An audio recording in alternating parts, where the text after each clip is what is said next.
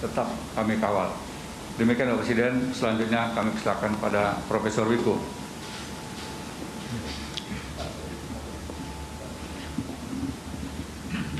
Terima kasih Bapak Ketua Gugus Tugas.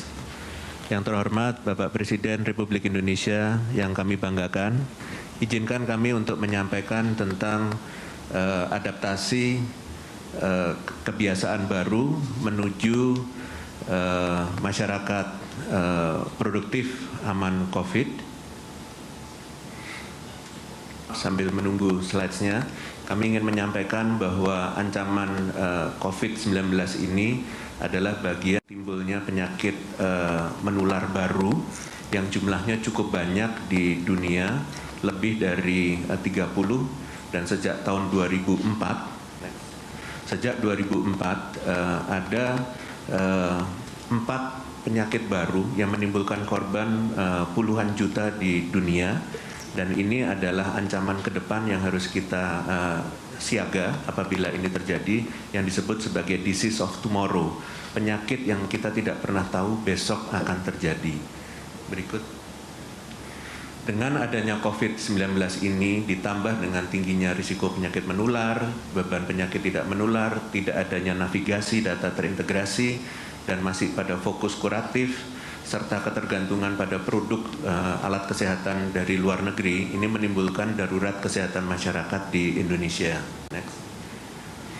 Kondisi ini tentunya kita perlu shifting mulai dari kuratif kepada preventif promotif yang memang lebih hemat, efektif, efisien, dan berkelanjutan. Tetapi pada saat pertama memang kita harus mendekatinya dengan kuratif. Berikut. Kalau kita lihat dari apa yang dilakukan oleh tim pakar, kami melakukan beberapa hal memastikan bahwa tindakan yang dilakukan mempunyai basis ilmiah yang baik, sehingga dalam menjalankan tugasnya betul-betul aman untuk masyarakat. Next. Dari upaya untuk meningkatkan data, terutama konteksnya rumah sakit, semakin banyak rumah sakit yang melaporkan datanya sehingga memudahkan kita untuk membangun sistem navigasi untuk menghadapi COVID ini. Dari 2.902 rumah sakit sampai saat ini sudah 1.647 rumah sakit yang melaporkan datanya secara real time, dan jumlah rumah sakit rujukan juga meningkat terus selama 3 bulan, dan semuanya terhubung di dalam satu data kesatuan sehingga terhubung dengan laboratorium dan surveillance yang ada.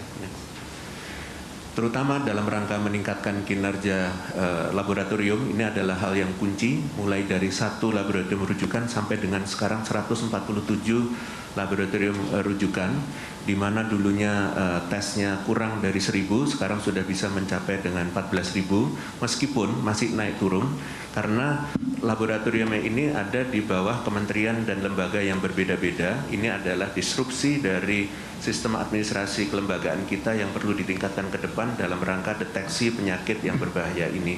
Tapi semuanya sudah menjadi satu kesatuan data sehingga kemampuan kita untuk melihat hasilnya bisa real time. Next. Untuk itu, supaya tidak terpapar oleh COVID-19 dan juga tidak terkapar oleh PHK, 2 hal ini harus berjalan secara paralel.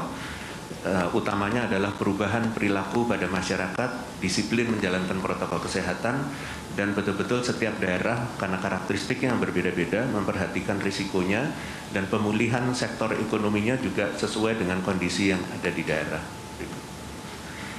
Dan kita menggunakan indikator ekonominya, memperhatikan aspek ketenagakerjaan, proporsi PDRB sektoral, serta indikator keterkaitan sektor. Itu adalah hal yang penting untuk memulihkan kegiatan sosial ekonomi. Berikut. Ini adalah matriks yang menunjukkan risiko penularan rendah tinggi dan dampak ekonomi rendah dan tinggi. Tentunya kita akan mengambil di bagian sebelah kanan, di mana risikonya rendah, dampaknya tinggi. Apabila beberapa daerah tertentu memiliki kemampuan pengendalian yang baik, mungkin bisa sampai ke arah sedikit ke tengah dengan risiko medium dan dampaknya medium. Berikut. Ini adalah sektor ekonomi yang sudah dibuka tahap awal. Mungkin nanti apabila kinerjanya ini baik dan terkendali, kita bisa membuka sektor selanjutnya. Berikut. Dengan adanya zonasi merah, oranye, kuning, hijau, dan terkait dengan transmisi COVID-nya, maka implementasi aktivitasnya juga disesuaikan dengan seperti itu sehingga memudahkan pendekatan yang holistik untuk Indonesia tetapi spesifik untuk masing-masing daerah. Dan ini sebagai contoh, apabila status daerahnya merah dan dampak ekonominya rendah, sebaiknya ditutup sementara, sedangkan apabila dampak ekonominya tinggi meskipun daerahnya merah, bisa dibuka untuk sektor-sektor yang esensial, asal tetap menerapkan protokol kesehatan dengan sangat ketat. Berikut. Demikian juga untuk status daerah apabila itu hijau, maka apabila ada dampak ekonomi tinggi tentunya harus dijalankan secara normal, penerapan protokol kesehatan tetap kunci utamanya. Berikut. Komunikasi publik menjadi penting karena kinerja yang kita lakukan harus disampaikan kepada masyarakat supaya menjadi harapan dan kepercayaan masyarakat bahwa kita memang bisa menjalankan kedua-duanya dengan baik. Begitu juga dengan dunia internasional, kita memastikan bahwa Indonesia itu aman sesuai dengan kondisinya masing-masing daerah. Berikut. Untuk itu, untuk mengubah dari kedaruratan kesehatan masyarakat menjadi ketahanan kesehatan masyarakat yang makin meningkat, maka perubahan perilaku adalah hal yang kunci. Maka kami izin menggunakan 4 sehat 5 sempurna karena mudah untuk diingat oleh masyarakat sebagai cara untuk menangani COVID. Pakai masker, jaga jarak, cuci tangan, olahraga dan istirahat cukup, tidak panik, dan makan makanan bergizi. Dan kalau ini dilakukan secara bersama dengan kedisiplinan individu dan kolektif, insya Allah target kita bisa menghadapi COVID dengan baik akan tercapai. Berikut. Ini adalah hal yang penting apabila kita ingin mandiri sebagai bangsa karena ketergantungan produk luar negeri, maka kita perlu mengimplementasikan seperti instruksi Bapak pada tahun 2016 untuk akselerasi obat dan alat kesehatan. Berikut.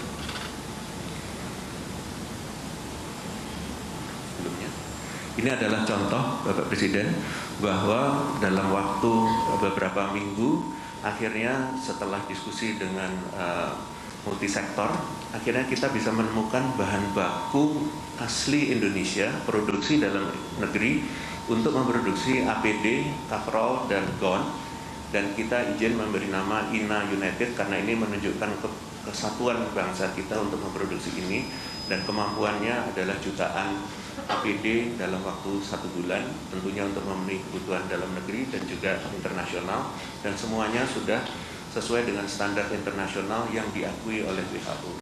Berikutnya nanti akan ada masker N95 yang selama ini kita impor untuk kita namai INA 95 dalam rangka kemandirian bangsa karena ini adalah proteksi utama untuk tenaga medis kita.